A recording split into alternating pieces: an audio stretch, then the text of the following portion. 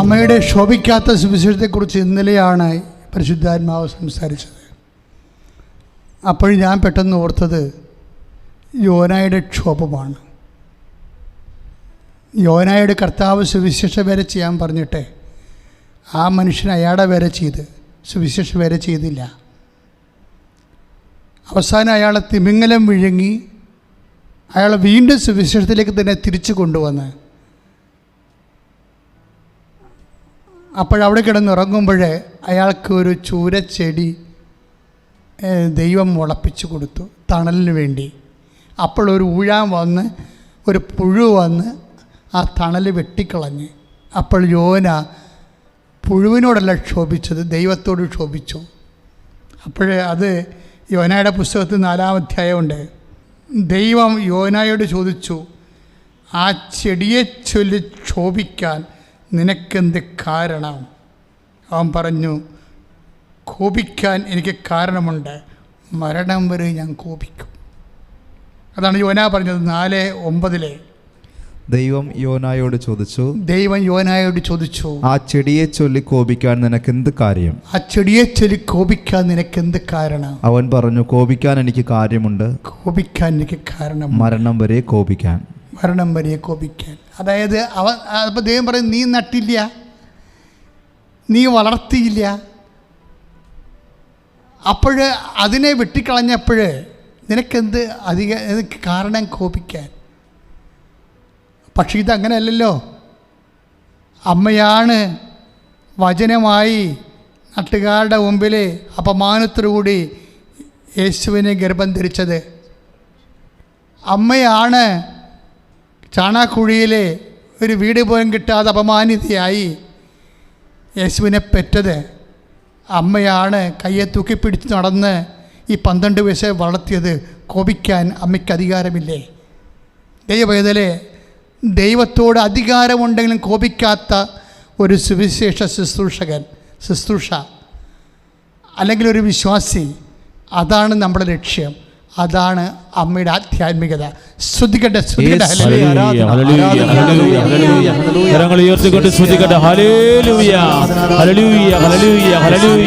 കർത്താവേ, പരിശുദ്ധമേ പോലെ ശോഭിക്കാത്ത സുവിശേഷത്തിന്റെ സാക്ഷികളായി വക്താക്കളായ കർത്താവേ, ഈ ശുശ്രൂഷയിൽ പങ്കെടുത്ത് പ്രാർത്ഥിക്കുന്ന ഓരോ മക്കളെ അഭിഷേകം ചെയ്യണമേ. ഹല്ലേലൂയ. യേശുവേ ആരാധന.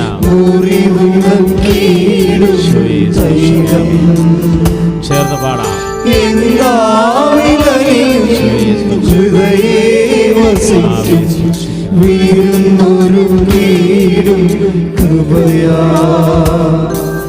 കരുണാമയനീ സ്നേഹം മുറിവുടക്കീടും ധൈര്യം എല്ലാവിലും ഹൃദയേ വസിക്കും വീരുന്നൊരു വീടും കൃപയാ. ഹല്ലേലൂയ. ഈശോയൻ പ്രാണനാഥൻ, ഈശോയൻ ജീവനാഥൻ, ചേർന്ന് പാടാം. ഈശോയൻ പ്രാണനാഥൻ, ഈശോയൻ ജീവനാഥൻ. കൈകൾ തുറന്ന്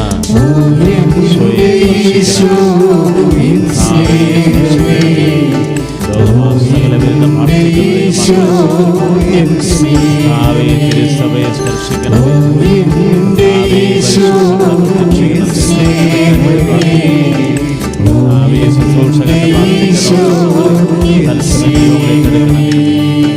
പരിശുദ്ധ പരമദിവ്യക്കാരുണ്യ നമ്മളിപ്പോഴും പരിശുദ്ധാത്മാവ് നമ്മളോട് പറഞ്ഞുകൊണ്ടിരിക്കുന്നത്, നമുക്ക് ദൈവത്തോട് ക്ഷോഭിക്കാൻ 2 അവസരങ്ങളുണ്ടാവും എപ്പോഴും. ഒന്ന്, ദൈവം തന്നെ ഉണ്ടാക്കി തരുന്ന അവസരങ്ങൾ ക്ഷോഭിക്കാൻ വേണ്ടി എന്തെങ്കിലും ഒരു കാരണമുണ്ടാകും. ദൈവത്തോട് ക്ഷോഭിക്കാൻ കാരണമുള്ളപ്പോഴും കാരണമില്ലാത്തവളെപ്പോലെയാണ് അമ്മ ജീവിച്ചത്. എനിക്ക് ക്ഷോഭിക്കാൻ ഒരു കാരണവുമില്ല. യോനാ പറഞ്ഞു, എനിക്ക് ക്ഷോഭിക്കാൻ, മരണം വരെ ക്ഷോഭിക്കാൻ കാരണമുണ്ട്. പക്ഷെ ഒരു കാര്യം അവനില്ലായിരുന്നു, അമ്മയ്ക്കും മരണം വരെ ക്ഷോഭിക്കാൻ കാരണമുണ്ട്. പക്ഷേ എങ്കിട്ട് ആ കാരണങ്ങളൊന്നും കാരണമായി അമ്മ കരുതിയില്ല. ആ കാരണങ്ങളൊന്നും കാരണമായി അമ്മ കരുതിയില്ല. അമ്മയെല്ലാം ഹൃദയത്തിൽ സംഗ്രഹിച്ചു എന്ന് പറയുമ്പോൾ അതിലെല്ലാം ഇതുണ്ട്. കാര്യം നമ്മളിപ്പോൾ സംസാരിച്ചുകൊണ്ടിരിക്കുന്നത് ദൈവം നമ്മുടെ ജീവിതത്തിൽ ഉണ്ടാക്കി തരുന്ന ട്രബിളുകളാണ്. വേറെ ഒരു അക്ഷരത്തിൽ പറഞ്ഞാൽ ദൈവത്തിന് വേണമെങ്കിൽ, ഇപ്പോൾ മത്തായിയുടെ സുവിശേഷത്തിലില്ലേ 8:2, മത്തായി ശ്ലീഹായുടെ സുവിശേഷം 8:2, അങ്ങയ്ക്ക് മനസ്സുണ്ടെങ്കിൽ എന്നെ സൗഖ്യമാക്കാൻ കഴിയും. കുഷ്ഠരോഗി പറഞ്ഞതാണ്. അപ്പം കുഷ്ഠരോഗിക്ക് അത് മനസ്സിലായി. എന്താണ്? ദൈവത്തിന് മനസ്സുണ്ടെങ്കിൽ നമ്മളെ സൗഖ്യമാക്കാൻ കഴിയും. അപ്പോൾ ഈശോ എന്താ പറഞ്ഞത്? ദാറ്റ്സ് കറക്റ്റ്, നീ പറഞ്ഞത് കറക്റ്റാണ്. എനിക്ക് ചില വിഷയങ്ങൾക്ക് മനസ്സുണ്ട്, ചില വിഷയങ്ങൾക്ക് മനസ്സില്ല. നിൻ്റെ കാര്യത്തിൽ എനിക്ക് മനസ്സുണ്ട്, നീ സൗഖ്യമുള്ളവനാവുക. അപ്പോൾ നമ്മൾക്ക് ദൈവത്തിന് വേണമെങ്കിൽ, മനസ്സുണ്ടെങ്കിൽ ഒഴിവാക്കാമായിരുന്ന ഒത്തിരി പ്രശ്നം ദൈവം ഒഴിവാക്കാത്ത അനുഭവങ്ങൾ നമുക്കുണ്ടാവും. ഇപ്പം ഇതെന്താ വിഷയം? പെട്ടെന്നാണ് ഈ അലർജി ചീർത്തിട്ട് വ്രണമായി വൃത്തികേടായി കിടക്കണം. പക്ഷേ ഈശോ സോറി, ഞാനിങ്ങനെ പരീക്ഷിക്കരുതായിരുന്നു നിന്നെ എന്ന് പറഞ്ഞില്ല. പിറ്റേ ദിവസം ആ കൈ പുതിയ കൈ പോലെയായിപ്പോയി. 6 വയസ്സുള്ള രോഗമാണെന്ന് നീ മനസ്സിലാക്കണം. ഇവളൊരു അനുതാപപ്പെട്ട് കഴിഞ്ഞപ്പോഴേ പിറ്റേ ദിവസം ആ കൈ പുതിയ കൈ പോലെ. ഇതെല്ലാം നടക്കുന്നത് 48 മണിക്കൂറുള്ളതാണ്. ദാറ്റ് മീൻസ് ദൈവം ഇന്നും നമ്മുടെ ജീവിതത്തിൽ ഇഷ്യൂസ് ഉണ്ടാക്കുന്നുണ്ട്. ഇല്ലെന്ന് പറയുന്നത് the God created problems, and talking about the created problems, ഒരു ദൈവം നമ്മുടെ ജീവിതത്തിൽ ദൈവത്തിന് വേണമെങ്കിൽ നിൻ്റെ പല കാര്യങ്ങളും ചിന്തിച്ചതിന്, പക്ഷേ നീ ഇപ്പോൾ വിശ്വസിക്കുമ്പോൾ നിനക്ക് ദൈവത്തോട് നീ ഉള്ളിലെങ്കിലും വിചാരിച്ചിട്ടില്ലേ, എന്താണ് ദൈവത്തിന് വേണമെങ്കിൽ എനിക്ക് ആ ജോലി തരാമായിരുന്നു ഇല്ല, അങ്ങനെ ദൈവത്തിന് വേണമെങ്കിൽ ആ ചെറുക്കനെ എന്നെ കെട്ടിക്കാമായിരുന്നു. അപ്പോൾ ഇങ്ങനെ നമ്മൾ ദൈവത്തോട് ബാർഗെയിൻ ചെയ്യും. എന്താണ്? ദൈവത്തിന് വേണമെങ്കിൽ എന്നെ പഠിക്കാൻ വിടാമായിരുന്നു, ദൈവത്തിന് വേണമെങ്കിൽ എനിക്ക് ആ കാലത്ത് വീട് വെക്കാൻ സഹായിക്കാമായിരുന്നു, ഇങ്ങനെ വേണമെങ്കിൽ അങ്ങനെ ചെയ്യാമായിരുന്നു എന്നും പറഞ്ഞ് കുറേ പരിഭവം നീ കൊണ്ടുനടക്കാനുണ്ട് ദൈവത്തിന്. ഇത് ഇന്ന് സന്ധ്യക്ക് അല്ലെങ്കിൽ എപ്പോഴാണ് ഈ ധ്യാനം നീ കൂടുന്നത് അപ്പോഴെടുത്ത് മാറ്റിയേക്കണം. കാര്യം എന്താണെന്നറിയാവോ? നിൻ്റെ ദൈവം നീയെന്നും പറഞ്ഞ് ജീവിക്കുന്ന ആളാണ്. നിൻ്റെ ഈ തരികിട ചിന്താഗതിയൊന്നുമല്ല. അതായത് നിൻ്റെ ദൈവം നീയെന്നും പറഞ്ഞ് ജീവിക്കുന്ന ആളാണെന്ന് മനസ്സിലാകണമെങ്കിൽ നീ ഇച്ചിരിയും കൂടി വളരണം കൃപയിലും ദൈവസ്നേഹത്തിലും വിശ്വാസത്തിലും. എന്താണെന്നറിയാമോ? ഇപ്പോൾ ഈ 2 കേസ് മാത്രമല്ല, ഈശോ പണ്ട് മുതലേ ഇങ്ങനെ വൈകിക്കുന്ന ആളാണ്. മനഃപൂർവ്വം ചില കാര്യങ്ങൾ വൈകിക്കും. ഞാൻ ഈശോയോട് ചോദിച്ചിരിക്കേ, നമ്മുടെ ഈ മത്തായിയുടെ സുവിശേഷമില്ലേ 14-ാം അധ്യായത്തിൻ്റെ 25-ാം വാക്യം, മത്തായി 14:25 എന്നാ പറയണത്? രാത്രിയുടെ 4-ാം യാമത്തിൽ അവൻ കടലിന് മീതെ നടന്ന് അവരുടെ അടുത്തേക്ക് ചെന്നു. രാത്രിയുടെ 4-ാം യാമത്തിൽ അവൻ കടലിന് മീതെ നടന്ന് അവരുടെ അടുത്തേക്ക് ചെന്നു. Praise the Lord. അപ്പം ഞാൻ ഈശോയോട് ചോദിച്ചു, ഈശോ ഇത് എന്ത് പരിപാടിയാ? 2-ാം യാമത്തിൽ ചെന്നെങ്കിൽ പിന്നെ അത്രയും കുറച്ച് തണ്ട് വലിച്ചാൽ മതിയായിരുന്നല്ല. ഈ 4-ാം യാമം എന്ന് പറഞ്ഞ കളിയല്ലേ. കാര്യം ഒരു യാമം എന്ന് പറയുന്നത് 3 മണിക്കൂറാണ്. അതായത് 3-4-12 മണിക്കൂർ എന്ന് പറയുമ്പോൾ ഈശോ ചെന്നിരിക്കുന്ന സമയം ഏതാണ്? കൊച്ചു വെളുപ്പിനാണ്. ഒരു 4 മണി പരുവത്തിൽ ചെന്നിരിക്കുകയാണ്. ദാറ്റ് മീൻസ് ആ പാവത്തുങ്ങൾ സന്ധ്യ തൊട്ട് വെളുപ്പിന് 4 മണി വരെ കടലിൽ തണ്ട് വലിക്കുകയായിരുന്നു. ഇതിലേത് സമയത്ത് വേണമെങ്കിലും ഈശോയ്ക്ക് ചെന്ന് മനസ്സാക്ഷി ഉണ്ടെങ്കിൽ ചെന്ന് അവരുടെ കൂടെ ഏതായാലും ഈശോ ചെല്ലാൻ ദുഷിച്ചിട്ടുണ്ട്. എന്നാൽ പിന്നെ ഇത്തിരി നേരത്തെ എല്ലാം പാടില്ലേ? ചില സമയത്ത് നമ്മുടെ മനസ്സാക്ഷിയും ദൈവത്തിൻ്റെ മനസ്സാക്ഷിയും വ്യത്യസ്തമായിരിക്കും. ദൈവം ചില വിഷയത്തെ കരുതിക്കൂട്ടി താമസിക്കും. കരുതിക്കൂട്ടി ആ കരുതിക്കൂട്ടി താമസിച്ചതിനെക്കുറിച്ച് അപ്പോസ്തലന്മാർ പോലും ആശ്ചര്യപ്പെടും. അവസാനം ഈ 4-ാം യാമത്തിൽ ചെല്ലുമ്പോൾ കടൽ, നിങ്ങൾക്കറിയാമല്ലോ അവരുടെ അവസ്ഥ. ഞാനത് കണക്കൂട്ടി നോക്കി. യോഹന്നാൻ്റെ സുവിശേഷത്തിൽ 30 സ്ഥാഡിയം എന്നാണ് എഴുതിയിരിക്കുന്നത്, സ്റ്റേഡിയം. ഈ ദിവസങ്ങളിലൊക്കെ ഞാൻ ഈ പണി തന്നെ ഇരുന്ന്. കാര്യം ഇത് ടാലിയാകാത്ത കുറേ ഭാഗങ്ങളുണ്ട്. അതുകൊണ്ട് അതായത് ലൂക്ക പറയും ബെത്സയിദയിൽ വെച്ചാണ് അപ്പം വർദ്ധിപ്പിച്ചതെന്ന് പറയും. അപ്പം മർക്കോസ് പറയും ബെത്സയിദയിൽ വെച്ചല്ല, വിജനപ്രദേശത്ത് വെച്ചാണെന്ന് പറയും. അപ്പം യോഹന്നാൻ പറയും അത് ബെത്സയിദയാണ്, പക്ഷേ ബെത്സയിദ അതിന് 2 ബെത്സയിദ.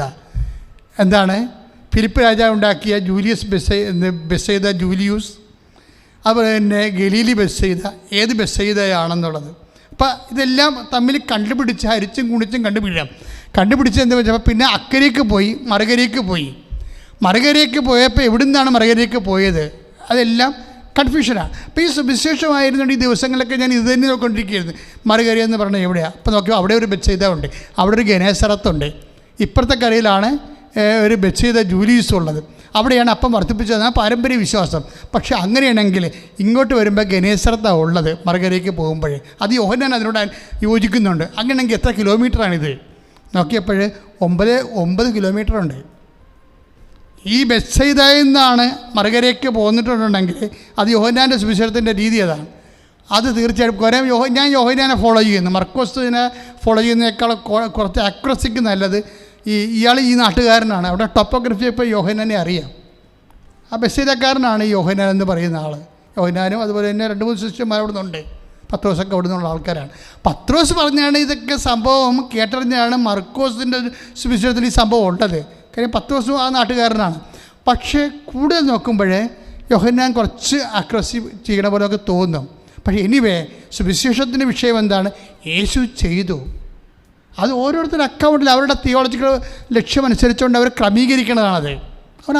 അവരുടെ മനസ്സിൽ വിജയകുമാർ സമയത്ത് എന്നോട് ചോദിക്കും, അച്ഛാ അതെങ്ങനെയാണ് അവതരിപ്പിക്കേണ്ടതെന്ന് ഞാൻ ചോദിക്കും. അപ്പോൾ ഞാൻ അത് ഇങ്ങനെ അവതരിപ്പിച്ചാൽ വിജയകുമാർ നോനോ അതിവിടെ പറയാൻ പറ്റത്തില്ലെന്ന് പറയും.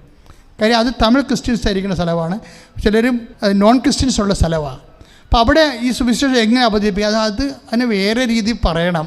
അതുപോലെ തന്നെ ഇതുപോലെ തന്നെ സുവിശേഷകന്മാർക്ക് സംഭവിച്ചിരിക്കുന്നത് അവർ എവിടെയെല്ലാം സുവിശേഷ പേര് ചെയ്തിട്ടുണ്ട് ആ ജനങ്ങൾക്ക് വേണ്ടിയാണ് ഈ സുവിശേഷത്തിൻ്റെ അവരോട് ആഭിമുഖ്യമുള്ള ഭാഗങ്ങളെടുത്ത് ക്രമീകരിച്ച് ആണ് പറയണത്. അതാണ് സുവിശേഷത്തിൽ വ്യത്യസ്തമായ അക്കൗണ്ടുകൾ വരണത്. അപ്പോൾ ഞാൻ നോക്കിയപ്പോൾ ഒരു 9 കിലോമീറ്റർ ഉണ്ട്. 9 കിലോമീറ്റർ ഇവർ തുഴഞ്ഞിട്ടുണ്ടെന്ന് വെച്ചാൽ അത്രയും തുഴയാൻ സാധ്യതയില്ല. ഒരു 6 കിലോമീറ്റർ ഉറപ്പായിട്ടും അപ്പോസ്തലന്മാർ തുഴഞ്ഞിട്ടുണ്ട്. 4 കിലോമീറ്റർ എന്ന് പറയുമ്പോൾ 4 യാമോ എന്ന് പറയുമ്പോൾ 6 കിലോമീറ്റർ തുഴയാൻ ചിലപ്പോൾ എന്താ കാര്യത്തിൽ കടക്ഷോഭമല്ലേ, പക്ഷെ കാറ്റ് അവസാനം ഉണ്ടായ സംഭവമാണ്. എങ്കിൽ തന്നെയും യേശുവിന് ഇതിലേതെങ്കിലും ഇപ്പോൾ 2 യാമത്തിലോ 1 യാമത്തിലൊക്കെ വരാം, പക്ഷേ ഈശോ വരത്തില്ല. നമ്മുടെ ജീവിതത്തിൽ ഇത് തന്നെയാണ് സംഭവിക്കുന്നത്. നമ്മളെ ഈശോയ്ക്ക് നമ്മുടെ പഠനങ്ങൾ, നമ്മുടെ പരീക്ഷകൾ, നമ്മുടെ പരീക്ഷയുടെ തോൽവി, നമ്മുടെ ജോലി നഷ്ടം, നമ്മുടെ വീട് വെപ്പ്, നമ്മുടെ വിവാഹം നടക്കുന്നത്, നമ്മുടെ മക്കൾ ഉണ്ടാകുന്നത്, ഇതിങ്ങനെയല്ല ഈശോയ്ക്ക് വേണമെങ്കിൽ നേരത്തെ തരാം. അത് നമ്മൾ അനിയത്തി പ്രസവിച്ച് അവിടെ മോള് നഴ്സറി പോയിട്ടും ചേടത്തി പ്രസവിച്ചിട്ടില്ല. അപ്പോഴും ചേടത്തി ചിന്തിക്കണത് എന്താണ്? ഈശോയ്ക്ക് വേണമെങ്കിൽ എനിക്ക് കുഞ്ഞിനെ തന്നു വെറുതെ മനുഷ്യൻ നാണം കെടുത്തേണ്ട കാര്യമില്ല. ഇനി ഇപ്പോൾ മച്ചി എന്നൊക്കെ വിളിച്ചില്ലേ? ആര്? അമ്മയമ്മയും വിളിച്ച് കാണും, നാട്ടുകാരും വിളിച്ച് കാണും. അപ്പം അങ്ങനെ വരുമ്പോഴത് അപ്പം അവർ മച്ചിയെന്ന് വിളിക്കത്തില്ല, വാഴയെന്ന് വിളിക്കത്തുള്ളൂ. എന്ത് വാഴ? കൊലക്കാത്ത വാഴ. കുഞ്ഞ് ലഭിക്കാഞ്ഞതിന് നമുക്ക് കിട്ടിയ കുരിശാണേ കൊലക്കാത്ത വാഴ എന്ന വിളിയാണ്. ഈ ഒരു വിളി കിട്ടിയാലുണ്ടല്ലോ, അതായത് നമ്മൾ ഈ സ്വർണത്തിൻ്റെ വാഴക്കൊല നമ്മുടെ കുരട്ടി മുത്തിക്ക് കൊടുത്തെന്ന് ഒരു വലിയ പുരാവർത്തമില്ലേ, അതുപോലെ ഒരു സ്വർണത്തിൻ്റെ വാഴക്കോല നമുക്ക് കിട്ടിയ പോലെ ഇരിക്കും. നമ്മൾ മച്ചിയല്ല, ആണെങ്കിൽ അത് കർത്താവിൻ്റെ കാര്യമാണ്. പക്ഷെ നാട്ടുകാരെ നമ്മൾ വിളിച്ച് ആക്ഷേപിക്കുമ്പോൾ നമ്മൾ കർത്താവിൻ്റെ നാമത്തിലെടുക്കും. കാര്യം അനിയത്തിക്ക് കൊച്ചിനെ കൊടുത്ത കർത്താവ് തന്നെയല്ലേ ജീവിച്ചിരിക്കണത്. അപ്പോൾ എനിക്ക് തരാമായിരുന്നല്ലോ, തന്നില്ലല്ലോ. അപ്പോൾ ഈശോയ്ക്ക് വേണമെങ്കിൽ എന്നെ സഹായിക്കാമായിരുന്നു, ഇങ്ങനെ വേണമെങ്കിൽ എനിക്ക് കുട്ടിയെ തരാമായിരുന്നു എന്ന് ചിന്തിച്ച് അവസാനം ഗർഭിണിയായി കഴിയുമ്പോഴും ഒരു ഓ എന്നും പറഞ്ഞിരിക്കും. ഗർഭിണിയാണ്, വയറൊക്കെ വെറുത്തിരിക്കുകയാണ്. ഓ ദൈവമേ നിന്നെ സഹായിച്ച, കർത്താവ് നിന്നെ സഹായിച്ച മോളെ എത്ര പ്രാർത്ഥിച്ച് ഞങ്ങൾ പ്രാർത്ഥിച്ചെന്നറിയാം. ഓ എന്താ കാര്യം?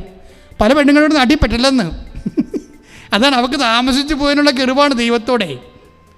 പല പെണ്ണുങ്ങളും നാട്ടിൽ പറ്റി കഴിഞ്ഞിട്ടല്ലേ എനിക്ക് കുഞ്ഞിനെ കിട്ടിയെന്നുള്ളതാണ്. അതായത് ഇങ്ങനെയുള്ള വിഷയങ്ങൾ ദൈവം മനഃപൂർവ്വം ചെയ്യണതാണെന്ന് നമ്മൾ ധരിച്ചാൽ കാര്യം, അല്ലാതെ കാരണമില്ലല്ലോ. ഒരു വിശ്വാസിയുടെ ജീവിതത്തിലെ വിശ്വാസി അവകാശിയാണല്ലേ, വിശ്വാസി അവകാശിയല്ലേ. അപ്പം വിശ്വാസി അവകാശിയാകുമ്പോൾ വിശ്വാസിക്ക് ഇത് കിട്ടാൻ ബാധ്യതയാണ്. വീടായാലും സ്ഥലമായാലും ജോലിയായാലും അതെല്ലാം ചേർത്ത് നൽകുമെന്ന് നമ്മൾ പറഞ്ഞിട്ടുണ്ടല്ലോ. അപ്പോഴത് കിട്ടിയില്ല എന്നുകൊണ്ട് അതിൻ്റെ അർത്ഥം എന്താണ്? ദൈവം താമസിപ്പിക്കേണ്ടത് അതാണ്. ദൈവം താമസിപ്പിക്കണതാകാം. ഇപ്പം ചില കാര്യങ്ങൾ ഇപ്പം ഈശോ അമ്മയോട് ചെയ്ത പോലെ അമ്മ ഇത്ര ഉയർന്നത് എങ്ങനെയാണ്? ഉടലോടുകൂടി അമ്മ സ്വർഗത്തിലേക്ക് ഈശോനെപ്പോലെ തന്നെ എടുക്കപ്പെട്ടത് എങ്ങനെയാണ്? ഇതുപോലുള്ള നിലപാടുകൾ, ദൈവത്തിൻ്റെ ഓരോ അടികളും കർത്താവിൻ്റെ കണ്ണിങ്ങനെ തിരിഞ്ഞാൽ അമ്മയത് വായിക്കും. അതുപോലെ ദൈവത്തിനെ വായിച്ച് പഠിച്ചാണ് അവർ ഉടലോടുകൂടി എടുക്കപ്പെട്ടത്. നമ്മൾ മരിയൻ ഉടമ്പടി ധ്യാനം കൂടുമ്പോൾ നമുക്ക് മുമ്പിലുള്ളൊരു മാതൃക, ടാൻസിബിൾ ആൻഡ് അക്സസബിളായിട്ടുള്ള മാതൃക എന്താണ്? അമ്മയാണ്. ഞാൻ എന്തിങ്ങനെ പറയണമെന്ന് കാര്യം, ഇപ്പം തന്നെ ഇതുപോലെ താമസിക്കുന്ന വിഷയങ്ങൾ, ഇപ്പോൾ മത്തായിയുടെ സുവിശേഷം തന്നെ 14:5 14:15 മത്തായി ശ്രീകാരുടെ സുവിശേഷം തന്നെ അവിടെ ഉണ്ട് ഈ വിഷയം. 14:15 എന്താ പറയണത്? ശിഷ്യന്മാർ വന്ന് സായാഹ്നമായപ്പോൾ ശിഷ്യന്മാർ അവനെ സമീപിച്ച് പറഞ്ഞു, ഇതൊരു വിജന സ്ഥലമാണ്, നേരവും വൈകിയിരിക്കുന്നു. ഗ്രാമങ്ങളിൽ പോയി തങ്ങൾക്ക് ഭക്ഷണം വാങ്ങാൻ ഈ ജനക്കൂട്ടത്തെ പറഞ്ഞയക്കുക. That's okay. അപ്പം ജനങ്ങളെ അപ്പം ഇവിടെ എന്താ പ്രശ്നം? 2 പ്രോബ്ലം ഇവിടെ വന്നിരിക്കുന്നത്. 2 പ്രോബ്ലമാണ് ഇവിടെ വന്നിരിക്കുന്നത്. മത്തായി ശ്രീകാരുടെ സുവിശേഷത്തിലെ 14:15 2 പ്രോബ്ലം വന്നിട്ടുണ്ട്. ഈ 2 പ്രോബ്ലവും ക്രിയേറ്റഡ് ബൈ ജീസസ്. എന്താ കാര്യം?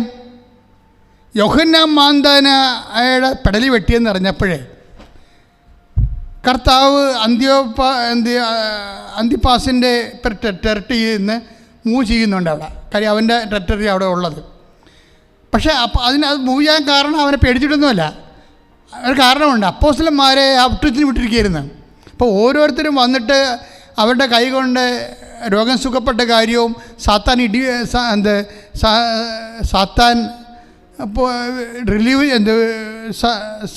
ഒഴിപ്പിച്ച കാര്യമൊക്കെ പറഞ്ഞുകൊണ്ടിരിക്കുകയാണ്. അപ്പോൾ ഈശോ പറഞ്ഞു, നിർത്ത്, നമുക്കൊരു വിജന സ്ഥലത്തേക്ക് പോയിട്ട് ഇത് സംസാരിക്കാം. അപ്പോൾ എന്താണ് ഈ വിജന സ്ഥലത്തേക്ക് പോയത്? ആരാണ്? അപ്പോസ്തലന്മാർ പറയേണ്ടത് ഒരു വിജന സ്ഥലമാണെന്ന്. ഈ വിജന സ്ഥലം ഉണ്ടാക്കിയത് ആരാ? മര്യാദക്ക് ആൾപ്പാർപ്പുള്ള സ്ഥലത്തേക്ക് പോയാൽ പോരാണെന്ന്. ഇത് ഈശോ ഉണ്ടാക്കിയ പരിപാടിയാണ്. നമുക്കൊരു വിജന സ്ഥലത്തേക്ക് പോകാം.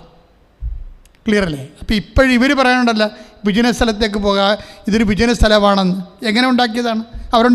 അപ്പോസ്തലന്മാരുണ്ടാക്കിയതാണോ? ആകസ്മികമായിട്ട് ഉണ്ടായതാണോ? അല്ല, ഈശോ കരുതിക്കൊണ്ട് ഉണ്ടാക്കിയ വിജന സ്ഥലമാണ്. നമ്മുടെ ജീവിതത്തിൽ ഇതുപോലെ നാട്ടുകാരെ കൊണ്ട് സഹായിക്കാത്ത, അയൽവാസികളെ കൊണ്ട് സഹായിക്കാത്ത, സ്വന്തം കൂടപ്പിറപ്പുകളെ കൊണ്ട് തള്ളിപ്പറയിപ്പിക്കുന്ന വിജന സ്ഥലങ്ങൾ ദൈവം തന്നെ ക്രിയേറ്റ് ചെയ്യുമ്പോൾ mind it, that is Jesus. സ്തുതിക്കട്ടെ. ഹല്ലേലൂയ, ആരാധന, ഹല്ലേലൂയ, ഹല്ലേലൂയ. കരങ്ങൾ ഉയർത്തിക്കൊണ്ട് സ്തുതിക്കുന്നു. ഹല്ലേലൂയ, ഹല്ലേലൂയ, ഹല്ലേലൂയ, ഹല്ലേലൂയ, ഹല്ലേലൂയ. കർത്താവേ, ഞങ്ങളുടെ ജീവിത യാത്രയിൽ കർത്താവേ, ആരോരുമില്ലാത്ത അവസ്ഥയിൽ വിജനമായ സ്ഥലങ്ങളുണ്ടാകുമ്പോൾ ഈശോയെ കൂടെയുണ്ടെന്ന് ശക്തിപ്പെടുത്തുന്നതാണ്. ഈശോയെ ആരാധന. ചേർന്ന് പാടാം.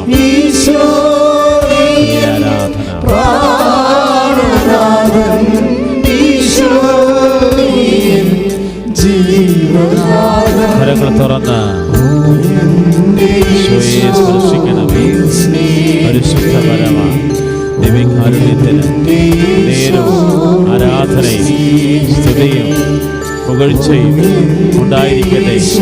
പരിശുദ്ധ പരമ ദിവ്യകാരുണ്യത്തിന് നേരവും ആരാധനയും സ്തുതിയും വീഴ്ചയുണ്ടായിരിക്കട്ടെ. യേശുവേ ആരാധന, പരിശുദ്ധ പരമ ദിവ്യകാരുണ്യത്തിന് നേരവും ആരാധനയും സ്തുതിയും വീഴ്ചയുണ്ടായിരിക്കട്ടെ. ഇപ്പൊ ഈ വിജന സ്ഥലം ക്രിയേറ്റ് ചെയ്തത് ആരാണ്? ദൈവമാണ് ക്രിയേറ്റ് ചെയ്യണത്. നീ ഇപ്പോൾ പറയില്ല, എൻ്റെ അച്ഛാ ഇപ്പം എൻ്റെ വീട്ടിൽ ചെന്ന ഭാര്യ പോലും എന്നോട് മുഖത്ത് നോക്കി സംസാരിക്കണില്ല. അപ്പം നീ എന്ത് ചെയ്യണം? അത് വിജന സ്ഥലമായി. ശരിക്കും ചിലപ്പോൾ നിൻ്റെ കയ്യിൽ നിന്ന് നഷ്ടം വന്നായിരിക്കും കാര്യമേ, ബിസിനസ് പൊട്ടിപ്പോയതായിരിക്കും കാര്യം.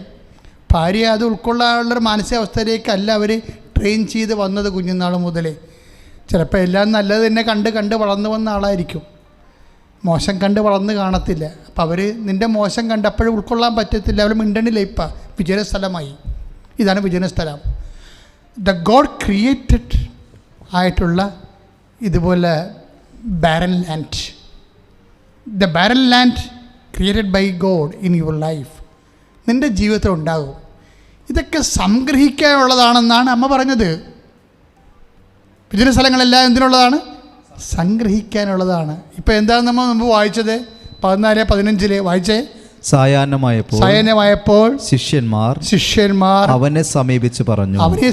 മത്തായി ശ്ലീഹ, ഇതൊരു വിജനസ്ഥലമാണ്, നേരവും വൈകിയിരിക്കുന്നു. ഈ നേരം വൈകിയത് എങ്ങനെയാണ്? നേരം വൈകിച്ചതാണ്. മര്യാദയ്ക്ക് വലിയ 5 മണിക്ക് ചാപ്റ്റർ ക്ലോസ് ചെയ്ത് പിള്ളേരെ പറഞ്ഞ് വിട്ടുവിടേണ്ടായിരുന്നു. വീട്ടിൽ അവിടെ ഇരുത്തി സംസാരിച്ചാണ് സംഭവിച്ചത്. നേരം വഹിച്ചത് ആരാ? ഈശോയാണ്. ആരാ നേരം വഹിച്ചത്? നിൻ്റെ കല്യാണം വഹിച്ചത് ആരാണ്? നിനക്ക് മക്കളുണ്ടാകണത് വഹിച്ചത് ആരാണ്? ഈശോയാണ്. എന്താ കാരണം? ഒരു നാണയത്തൊട്ട് തന്നെ കുരുകൾ ഒഴുക്കപ്പെടുന്നില്ലേ? അതൊന്നുപോലെ എൻ്റെ സ്വർഗസ്ഥന പിതാവ് അറിയാൻ താഴെ വീഴുന്നില്ലെങ്കിൽ, എല്ലാ വീഴ്ചയും ദൈവം അറിഞ്ഞുകൊണ്ടാണെങ്കിൽ ദൈവത്തിന് അവിടെ എന്തോ നിന്നോട് പറയാനുണ്ട്. ദൈവത്തിന് എന്തോ പാഠമുണ്ട് നിന്നോട് പറയാൻ. കാര്യം ദൈവം എന്ന് പറയുന്നത് എല്ലാം പാഠമാണല്ലോ. കഴിഞ്ഞ പ്രാവശ്യം ഞാൻ എന്താ പറഞ്ഞത്? എല്ലാം പരിശീലനമാണെന്ന്. അവരെല്ലാവരും ദൈവത്താൽ പഠിപ്പിക്കപ്പെടും. ഏത് ജനതയോട് ദൈവം പറഞ്ഞിട്ടുണ്ട്? യോഹന്നാൻ 6:45 അവരെല്ലാവരും ദൈവത്താൽ പഠിപ്പിക്കപ്പെടും. ദൈവത്തിൻ്റെ മെയിൻ ജോലി എന്താണ്? പഠിപ്പിക്കുകയാണ്. ആരെ പഠിപ്പിക്കും? സ്വന്തം മക്കളെ. സാത്താൻ്റെ കണ്ടവൻ്റെ മക്കളെയല്ല, സ്വന്തം മക്കളെ. അവരുടെ ജീവിതത്തിൽ 5 മിനിറ്റ് നേരത്തെ ആയാലും 5 മിനിറ്റ് വൈകിയാലും ദൈവവൈതലെ നിൻ്റെ ദൈവം അറിയുമെന്ന് പറയുന്ന പുസ്തകത്തിൻ്റെ പേരാണ് ബൈബിള്. ദൈവത്തിലെ ഓരോ അകൽച്ചയും അവസാനമേ രസമെന്ന് വെച്ച് കഴിഞ്ഞാൽ ഇതിനകത്ത് ഈ ഡിസ്ക്രിപ്ഷൻ ഭയങ്കരമായ നമ്മുടെ ഈ മർക്കോസിൻ്റെ സുവിശേഷത്തിൽ പറഞ്ഞിരിക്കണതേ, കർത്താവ് കടലിൻ്റെ മീതെ നടന്നു വന്നപ്പോഴേ ഇവർ ഭൂതമെന്നൊക്കെ പറഞ്ഞു. സ്വാഭാവികമായിട്ട് അന്നത്തെ വിശ്വാസമാണത് പോകാം. പക്ഷേ അതിനുശേഷം ഇവർ വള്ളത്തിൽ കയറ്റുന്നുണ്ട്. ആരെ? യേശുവിന്. മർക്കോസാണ് വള്ളത്തെ കയറ്റണത്, യോഹന്നാൻ വള്ളത്തെ കയറ്റത്തില്ല. കാര്യം രണ്ടുപേരുടെയും ലക്ഷ്യം വേറെയാണ്. മർക്കോസിൻ്റെ സുവിശേഷം ഏതാണ്ട് ആദ്യകാലങ്ങളിൽ എഴുതിയതാണ്. കർത്താവ് കൂടെ ഉണ്ടാകും എന്ന് പറയുന്ന, കൈ പിടിച്ച് നടക്കുന്ന ഒരു കാലമുണ്ട്, ആദിമസഭയെ വളർത്തിയ കാലം. ആദിമസഭ മാർക്കോസിൻ്റെ കാലം സുവിശേഷം എഴുതുന്നത് റോമാലേഖനം അല്ലെങ്കിൽ കൊരിന്ത്യസ് ലേഖനം ഒക്കെ എഴുതി കഴിഞ്ഞതിന് ശേഷം ആദ്യം എഴുതുന്ന സുവിശേഷമാണ്. അപ്പോൾ ആ കാലങ്ങളിൽ മർക്കോസിൻ്റെ കമ്മ്യൂണിറ്റിയോട് പറയണത് ഇതാണ്: ഏത് കടക്ഷോഭം ഉണ്ടായാലും, ഏത് കൊടുങ്കാറ്റുണ്ടായാലും ഒടുവിൽ കർത്താവ് വന്ന് നിൻ്റെ കുടുംബത്തിൻ്റെ വള്ളത്തെ കയറുമെന്ന് പറയും. യോഹന്നാൻ പക്ഷേ എഴുതുന്നത്, സുവിശേഷം എഴുതുന്നത് അങ്ങനെയുള്ള മുട്ടായി കൊടുത്തുള്ള സുഖിപ്പിക്കൽ യോഹന്നാൻ്റെ സുവിശേഷത്തിൽ ഇല്ല. കുറച്ചുകൂടി മച്ചുറായി ആദിമസഭ വളർന്ന് ഡയോക്ലേഷ്യനെ കണ്ടു, കലിഗുലായെ കണ്ടു, അവന്മാരുടെ കയ്യിരിപ്പ് അനുഭവിച്ചതിന് ശേഷം വെയിലിൽ കുരുത്തത്, തീയിൽ കുരുത്തത്, വെയിലത്ത് വാടാത്ത ഒരു സഭയോട് യോഹന്നാൻ AD 84 സുവിശേഷം എഴുതുന്നത്. യോഹന്നാൻ പറയും, കർത്താവ് നിൻ്റെ വള്ളത്തെ കയറത്തില്ലെന്ന് പറയും. നീ അത് മുഖിച്ചേ ഇരിക്കണ്ട, കർത്താവ് നിൻ്റെ വള്ളത്തെ കയറത്തില്ല. നിൻ്റെ കടല് നീ തന്നെ മുറിച്ചും മുറിച്ച് കടക്കണം. അയ്യോ, എന്ത് മനോഹരമാണ്! കിടക്കാൻ നേരത്താണ് ഞാൻ ഇതെല്ലാം വായിച്ചും പഠിച്ചും കിടക്കാൻ നേരത്താണ് പെട്ടെന്ന് കർത്താവ് പറഞ്ഞത്. ഞാൻ പിന്നെ എഴുന്നേറ്റ് പുതപ്പൊക്കെ മാറ്റി തിരിച്ചു വന്ന് എഴുതി. കർത്താവെ സൂപ്പറായിരുന്നു. എന്താണ്? യോഹന്നാൻ കർത്താവിനെ വള്ളത്തെ കയറ്റുന്നില്ല, അങ്ങനെയുള്ള താൽക്കാലികമായ ഒരു സാന്ത്വനമൊന്നും കൊടുക്കണമില്ല. നിൻ്റെ കടലെ ഞാൻ കൂടെ ഉണ്ടാകും, ഞാൻ കൂടെ ഉണ്ടാകും. അത് 28:20 പറഞ്ഞിട്ടാണ് പോണത്. മത്തായിയുടെ ശ്രീകാരുടെ സുവിശേഷം 28:20 പറഞ്ഞിട്ട് യുഗാന്ത്യം വരെ I will be with U unto the last, അന്ത്യം വരെ ഞാൻ കൂടെ ഉണ്ടാകും. എന്ന് വെച്ചാൽ നിൻ്റെ വള്ളത്തിലുണ്ടാകണോ നീ ധരിക്കരുതേ. നിൻ്റെ ചുറ്റുവട്ടങ്ങളിൽ നീ എൻ്റെ കൺമുമ്പിലായിരിക്കും. നിൻ്റെ ഒരു രോമം കൊഴിഞ്ഞു പോകാൻ ഞാൻ അനുവദിക്കത്തില്ല. I will be with you, അത് നിൻ്റെ കൂടെയായിരിക്കും. അതായത് ഇങ്ങനെ പൊക്കിയിട്ട് തിരമാലകൾ ഉയർന്ന് തട്ടിപ്പൊക്കിയിടുകയും പിന്നെയും ഉയർത്തിക്കൊണ്ട് വരികയും ചെയ്യുന്ന തിരമാലകളിൽ തണ്ട് വലിക്കുമ്പോൾ തിരയിലും പൊക്കിപ്പിടിച്ച് നിർത്തിയിരിക്കുന്ന വള്ളത്തെ തണ്ട് വലിച്ച ആകാശത്ത് തണ്ട് വലിക്കണ പോലെ ഇരിക്കും. ആ ഇരുട്ടത്ത് എങ്ങനെ വള്ളം മുന്നോട്ട് പോകാനാണ്? അപ്പോഴും വള്ളത്തെ കയറാത്ത ഈശോ, പക്ഷേ വള്ളത്തെ കയറാതെ അവർക്കൊപ്പം നടക്കുന്ന ഈശോ, അത് സുന്ദരമാണ്. ഒപ്പം നടക്കുന്ന ഈശോ. അപ്പോൾ ആ നടന്ന് വരുമ്പോഴേ കർത്താവ് എന്താ പറയണത്? നിൻ്റെ വള്ളം, നിൻ്റെ വിശ്വാസ ജീവിതം, നിൻ്റെ പ്രത്യാശയുടെ ജീവിതം, നിൻ്റെ സുവിശേഷ സാക്ഷികളുടെ ജീവിതം, നീ തന്നെ ഒറ്റക്ക് തുഴഞ്ഞ് നിൻ്റെ കടല് നീ മുറിക്കും. നീ മുറിക്കണവത്രയും വരം നിന്നെ മുറിക്കാൻ വേണ്ടി ഒരാവേശമായി എൻ്റെ സാന്നിധ്യം നിൻ്റെ കൂടെ ഉണ്ടാകും. ഒരിക്കലും നിനക്കുണ്ടാകുന്ന ക്രെഡിറ്റ് ഞാൻ വന്ന് സഹായിച്ച് ഞാനായിട്ട് അടിച്ചു മാറ്റത്തില്ല, അത് നിനക്ക് തന്നെയായിരിക്കും. കാര്യം നീ വിളിക്കപ്പെട്ടിരിക്കുന്നത് റോമ 6 അനുസരിച്ചിട്ട് വിശുദ്ധനാകാനും വിശുദ്ധനാകാൻ വേണ്ടി വിളിക്കപ്പെട്ടവരാണെങ്കിൽ നിൻ്റെ കടൽ മുറിക്കാൻ നീ തന്നെ നിൻ്റെ തണ്ട് വലിച്ച് നീ തുഴഞ്ഞ് നിൻ്റെ കടൽ നീ മുറിച്ച് കയറും. അതെന്തൊരു സുന്ദരമാണ്. 6:19, 6:21 ആ സുവിശേഷമുണ്ട്. ശ്രുതികട്ടെ ഹല്ലേലൂയ. 6:21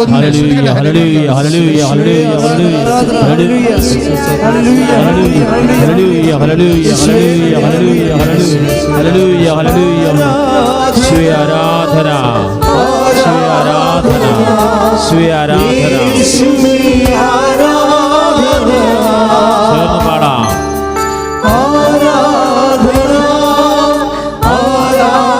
6:19 മുതൽ 6:21 വരെ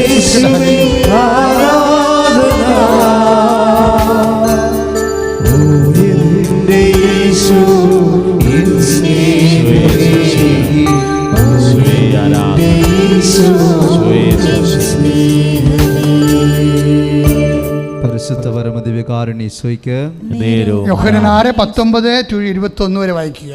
25-30 സാധ്യവും ദൂരം തണ്ട് വലിച്ചു കഴിഞ്ഞപ്പോൾ യേശു കടലിന് മീതെ നടന്ന് വള്ളത്തെ സമീപിക്കുന്നുണ്ട്. അവർ ഭയപ്പെട്ടു. അവൻ അവരോട് പറഞ്ഞു, ഞാനാണ്, ഭയപ്പെടേണ്ട. അവനെ വള്ളത്തിൽ കയറ്റാൻ അവർ ആഗ്രഹിച്ചു. പെട്ടെന്ന് വള്ളം അവർ ലക്ഷ്യം വെച്ചിരുന്ന കരയ്ക്ക് അടുത്തു. Praise Lord. അതാണ് സംഭവം, അതാണ് സത്യം. വിശ്വാസ ജീവിതത്തെ നമ്മൾ അനുഭവിക്കണം. അതാണ് എന്താണ്? നമ്മുടെ പഠനം നമ്മൾ തന്നെ പഠിക്കണം. നമ്മൾ ഒരു വീട് വെക്കണമെങ്കിൽ നമ്മൾ തന്നെ ലോൺ എടുക്കുകയും അധ്വാനിക്കുകയും കല്ല് ചുമക്കുകയും ഒക്കെ ചെയ്യണം. നമ്മുടെ പരീക്ഷ നമ്മൾ തന്നെ എഴുതണം. നമ്മുടെ യാത്ര നമ്മൾ തന്നെ ചെയ്യണം. അല്ല ഈശോ വന്നിട്ട് നമ്മളെടുത്തുകൊണ്ട് പോയി നമ്മുടെ യാത്ര ഈശോ ചെയ്ത് തരത്തില്ല. അതായത് ഒരു ഗ്രോൺ അപ്പ് മച്വർ ക്രിസ്ത്യൻ, അതായത് ഒരു തലമുറ കഴിഞ്ഞ് AD 84 സുവിശേഷം എഴുതുമ്പോൾ ഡയോക്ലിഷ്യനെ കണ്ടൊരു സഭയാണത്. കലിഗുലായെ കണ്ടൊരു സഭയാണത്. അതായത് നീറോയെ കണ്ടൊരു സഭയാണ്. തീയിൽ കുരുത്ത ഒരു സഭയാണ്. അത് വെയിലത്ത് വാടത്തില്ലെന്ന് പറഞ്ഞുകൊണ്ട്. കാരണം എന്താണ്? അവൻ്റെ നാഥൻ ക്ഷോഭിക്കുന്ന കടൽപ്പുറങ്ങളിലൂടെ അവർക്കൊപ്പം സമാന്തരമായി നീങ്ങും. നമ്മുടെ കടലെ നമ്മൾ തന്നെ തുഴഞ്ഞ് നമ്മുടെ ലക്ഷ്യത്തിലെ വിശ്വാസം പ്രഖ്യാപിച്ചുകൊണ്ട് എത്തിച്ചേരും. അതിൻ്റെ വിജയം മുഴുവനും ദൈവം നമ്മുടെ മുമ്പിൽ തന്നെ നമ്മുടെ കൃപയായി അത് മാറും. അതിമനോഹരമാണ് യോഹന്നാൻ്റെ സുവിശേഷം. ആ വിഷയത്തോടുള്ള അപ്രോച്ച് എന്ന് പറയുന്നത് ഒരുപക്ഷെ അമ്മയുടെ ജീവിതവും ഇതുപോലെ തന്നെയായിരുന്നു. അമ്മയുടെ കടൽ അമ്മ തന്നെ നീന്തി. അമ്മയുടെ കടലെ അമ്മ തന്നെ നീന്തി. അത് കുരിശുവരെ, പുൽക്കൂട് തൊട്ട് പുൽകുന്ന നൊമ്പരക്കടല് കുരിശോളം കൂട്ടായി വന്നിട്ട് അവരാരോടും ക്ഷോഭിക്കാത്ത സുവിശേഷമായി നിന്നുകൊണ്ട് ദൈവത്തിൻ്റെ ജോലി, ഇത് കർത്താവിൻ്റെ ദാസി, നിൻ്റെ വചനം പോലെ ഇതിൽ നിറവേറട്ടെന്ന് പറഞ്ഞുകൊണ്ട് എൻ്റെ ദൈവത്തിൻ്റെ ജീവിതത്തിൻ്റെ കുറച്ച് വിഷയങ്ങൾക്കെങ്കിലും, അതായത് ദൈവം ഇതുപോലെ മനഃപൂർവ്വം വൈകിക്കുന്ന വിഷയങ്ങൾക്കെങ്കിലും നിങ്ങൾ ദൈവത്തിൻ്റെ തിരുമനസ് നിറവേറ്റിക്കൊണ്ട് ദൈവത്തിൻ്റെ ദാസിയാകാൻ, അതിൽ നിന്നാണ് നമുക്ക് വരുമാനം. പ്രാർത്ഥിക്കുമ്പോൾ തന്നെ, ഉടമ്പടി എടുക്കുമ്പോൾ തന്നെ കിട്ടിയെന്നും പറഞ്ഞുകൊണ്ട് ആയിരക്കണക്കിന് മനുഷ്യർ സാക്ഷ്യം പറയുമ്പോഴേ, ഉടമ്പടി എടുക്കുമ്പോൾ ചില കാര്യങ്ങൾ എനിക്ക് ഇന്നും കിട്ടിയിട്ടില്ലെന്ന് പറയുന്നുണ്ടെങ്കിൽ അവിടെയാണ് ദൈവത്തിൻ്റെ കോളമെന്ന് പറയുന്നത്, അതാണ് ദൈവം നിൽക്കുന്ന സ്ഥാനമെന്ന് പറയുന്നത്, അതാണ് നിത്യ നിനക്ക് കൃപയായി, നിനക്ക് ഓഹരിയായി കർത്താവിൻ്റെ ഇട്ടുകൂട്ട്, കർത്താവിന് നിനക്ക് വേണ്ടിയുള്ള നിക്ഷേപം, നിൻ്റെ കൃപയുടെ പത്താഴം. ശ്രുതികട്ടെ. യേശുവേ ആരാധന, ഹല്ലേലൂയ. കർത്താവേ പ്രബോധനം നന്ദി പറയുന്ന കർത്താവേ, യേശുവേ ആരാധന, ഹല്ലേലൂയ, ഹല്ലേലൂയ, ഹല്ലേലൂയ, ഹല്ലേലൂയ. യേശുവേ സ്തോത്രം, യേശുവേ നന്ദി കർത്താവേ, സ്തോത്രം ദൈവമേ, ഹല്ലേലൂയ, ഹല്ലേലൂയ, ഹല്ലേലൂയ, ഹല്ലേലൂയ. യേശുവേ നന്ദി, യേശുവേ സ്തോത്രം, യേശുവേ ഹല്ലേലൂയ, ഹല്ലേലൂയ, ഹല്ലേലൂയ. യേശുവേ മഹത്വം. കർത്താവേ സ്പർശിക്കണമേ, കർത്താവേ സ്പർശിക്കണമേ, സ്പർശിക്കണമേ. കർത്താവേ പങ്കെടുക്കുന്ന ചാനലിലൂടെ ശുശ്രൂഷ കണ്ട് പ്രാർത്ഥിക്കുന്നവർ, തത്സമയം നിയോഗങ്ങൾ ടൈപ്പ് ചെയ്യുന്നവര്,